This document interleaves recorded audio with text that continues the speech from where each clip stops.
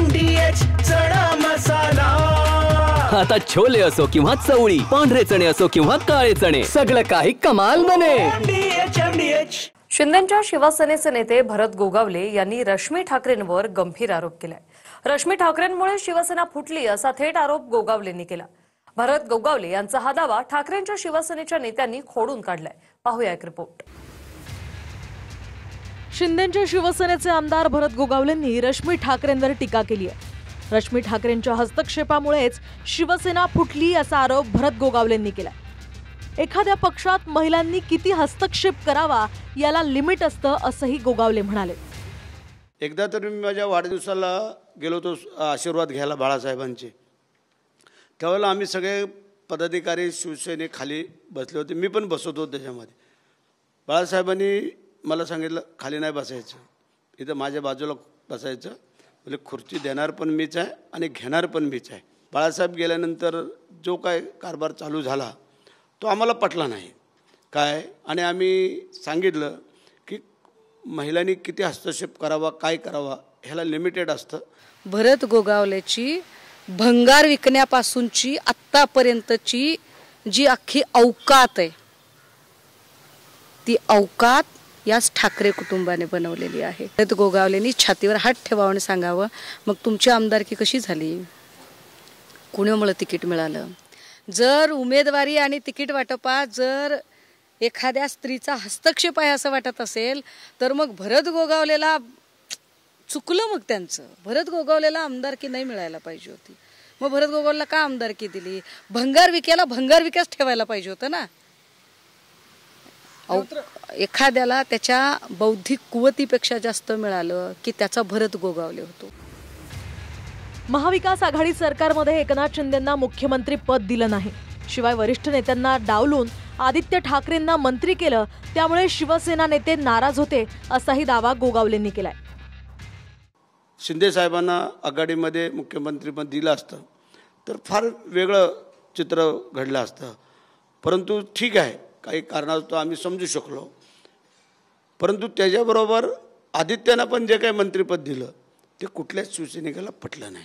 ह्या ज्या काही घडामोडी झाल्या, ह्या घडामोडीच्या पाठीमागे वहिनींचे काही नातेवाईक असे सगळा लवाजमा होता, आणि त्याच्यामुळे मग ते हळूहळू काही इच्छा असूनही उद्धवसाहेब करू शकत नव्हते, हे जेव्हा आमच्या दृष्टिकोनात आलं आणि मग आम्ही हा सगळ्यांनी विचार केला एकनाथ शिंदे साहेबांच्या नेतृत्वाखाली, आणि मग आम्ही सगळे उठाव करून बाहेर पडलो।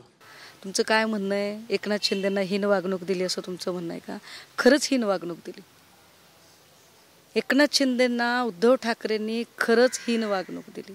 चुकले उद्धव ठाकरे, म्हणजे त्यांना शाखा प्रमुख करणं, त्यांना विभाग प्रमुख करणं, नगरसेवक करणं, महापौर करणं, नगर विकास मंत्री करणं, अगदी इतका गब्बर करणं की त्याने 50-50 कोटी रुपये देऊन एक आमदार पळवून न्यावा, हे वागणूक देणं म्हणजे चुकलेलं आहे उद्धव ठाकरेंचं। फारच मोठी चूक केली त्यांनी। रश्मी ठाकरेंच्या हस्तक्षेपामुळे वर्षभर उद्धव ठाकरेंची भेटही व्हायची नाही असंही गोगावलेंनी म्हटलंय। गोगावलेंच्या या सगळ्या आरोपांवर सुषमा अंधारेंनी पलटवार केलाय। गोगावलेंना महिलांवर आरोप करण्याचा नाद आहे, त्यामुळेच आदिती तटकरे यांनी सुद्धा त्यांच्या नाकीनं वळलंय असंही अंधारे म्हणाले। वहिनींचा मुळात हस्तक्षेप किती होता? तुम्ही थेट वहिनी म्हणून पाठीमागून बराचसा होता, पडद्याच्या पाठीमागून बराचसा होता। मी मगाशी सांगितलं उद्धव साहेबांच्या मनामध्ये काही गोष्टी विचार असायचे, परंतु मग त्याच्यात बदलात रूपांतर व्हायचं। त्यानंतर मग आम्ही म्हणजे काय कोण कार्यकर्ते पदाधिकाऱ्यांना भेटायला गेलो तर भेट नव्हती होत, वर्षावरून आम्हाला परतच यावं लागायचं। आणि मग कसे आहे, 4 पदाधिकारी कार्यकर्ते ज्या वेळेला बरोबर येतात, जर आमदारांनाच एंट्री नाही तर आम्हाला सामान्य लोकांना कशी काय एंट्री मिळणार? आत्ता ज्या काही एंट्र्या चालू आहेत त्या जर पहिल्या ठेवल्या असतात तर असे प्रकार नसते झाले। भरत गोगावले सारख्या माणसांनी एकदा तरी बायकांचा आधार घेणं सोडून स्वतःच्या बलबुत्यावर उभं राहावं, आणि एवढा बायकांवरती आरोप करण्याचा नाद असेल तर भरत गोगावलेंना आदिती तटकरे नावाच्या एका बाईंनी कसे नाकीनऊ आणलेले आहेत, आणि तुम्हाला मंत्रिपद सुद्धा मिळत नाहीये त्याचं काय करणार आहात ते बोला. आज तुमचं वाटोळं जे झालेलं आहे, तुमचं मंत्रिपद जे गमावलेलं आहे, ते रश्मी ठाकरेंमुळे कदाचित तुम्हाला आमदारकी मिळाली असेल, पण आदिती ठाकरेंमुळे तुम्हाला, आदिती तटकरेंमुळे तुमचं मंत्रिपद गमावलेलं आहे, ह्याचं भान त्यांना असावं आणि मग त्याच्यावर बोलावं. नारायण राणे आणि छगन भुजबळांनी शिवसेनेत परत येण्याचा प्रयत्न केला होता असाही दावा गोगावलेंनी केलाय. पण गोगावलेंचा हा दावा खुद्द छगन भुजबळांनी खोडून काढलाय. आमच्या सगळ्यांचं पण म्हणणं होतं की नारायण राणे साहेब जर येत असेल त्यांना घ्यावं, की जेणेकरून कोकणामध्ये, महाराष्ट्रामध्ये त्यांचं वेगळं वळ आहे. कारण मुख्यमंत्री असताना त्यांनी प्रचंड लोकांना मदत केली, त्यांना मानणारा वर्ग आहे, सगळं आहे. आणि बोललो आपण आणखीन स्ट्रॉंग होऊन जाऊया, ह्या अनुषंगाने आमच्या शिवसैनिकांचं सगळ्यांचं म्हणणं होतं. परंतु काय कुठं मासे शिंकले आम्हाला माहिती नाही. त्यानंतर ज्या वेळेला राजसाहेब, जेव्हा उद्धवसाहेब आजारी झाले, स्वतः गाडी चालवत स्वतः घेऊन गेले लिलावतीवरनं अन्न, हे सगळ्या गोष्टी आम्हाला तेव्हाच वाटलं की हे जुळणं गरजेचं आहे. तेव्हा जरी जुळलं असतं तरी पण चांगलं होतं, पण तेव्हाही जुळून नाही दिलं. नारायण राणे शिवसेनेतून बाहेर पडले किंवा राज ठाकरे बाहेर पडले, छगन भुजबळ बाहेर पडले, ते सगळे परत शिवसेनेमध्ये येणार होते. याच्यामध्ये खरंच काय तथ्य आहे का? किंवा आता जी राज ठाकरे आणि उद्धव ठाकरे एकत्र येणार आहेत असं म्हणताय? सांगू का, राणे काही करू शकतात. मला राज ठाकरेंचं माहीत नाही, पण राणे कुठेही जाऊ शकतात. राणे उद्याला, राणे अजून बघा, राणेंनी स्वाभिमान नसताना स्वाभिमानी पक्ष काढला, मग तोच स्वाभिमान गहाण टाकला आणि मग स्वाभिमान गहाण टाकून पुन्हा भाजपच्या पायथ्याला गेले. ज्या राणेंनी आज काँग्रेसवर टीका करत आहेत ते राणे त्याच काँग्रेसच्या पायथ्याशी 10 वर्ष लाचारी करत होते. 10 वर्ष कुर्निसाद करून अक्षरशः काँग्रेसचा अकबर अली रोडचा रस्ता आणि तिथले उंबरे झिजवले.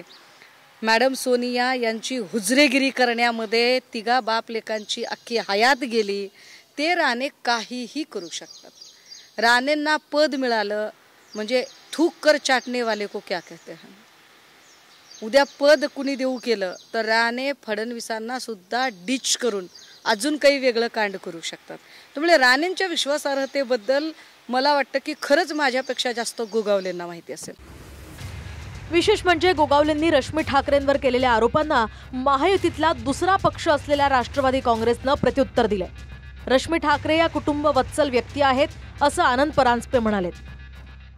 माननीय सौ रश्मीताई ठाकरे या अत्यंत कुटुंबवत्सल आहेत. कधीही त्यांचा राजकारणामध्ये हस्तक्षेप नसायचा. किंबहुना काही व्यक्ती ह्या स्वतःहून रश्मी वहिनींकडे जायच्या की उद्धव साहेबांना समजवा, पण कधीही रश्मी वहिनींचा हस्तक्षेप हा निर्णय प्रक्रियेमध्ये नसायचा. आता वेगळं झाल्यानंतर ज्या शिवसेनेनेच आपल्याला मोठं केलं तीच ओळख कोण विसरत असेल आणि असे बेछूट आरोप करत असेल रश्मी वहिनींवर तर ते दुर्दैवी आहे. शिवसेनेतल्या फुटीनंतर शिंदेंसोबत गेलेल्या आमदारांनी निधी मिळत नसल्याची कैफियत मांडली होती. काही जणांनी आपण हिंदुत्वासाठी भाजपसोबत गेलो आहोत असं सांगितलं होतं. आता गोगावलेंनी रश्मी ठाकरेंच्या हस्तक्षेपामुळे शिवसेना फुटल्याचं एक नवं कारण सांगितलंय.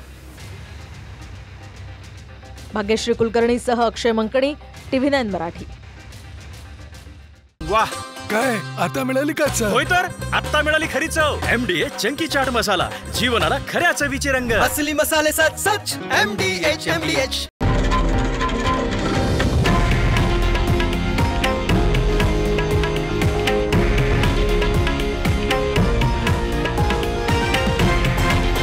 हे आहे देशातील नंबर 1 न्यूज नेटवर्क आणि आपण पाहत आहात TV9 मराठी, एकमेव.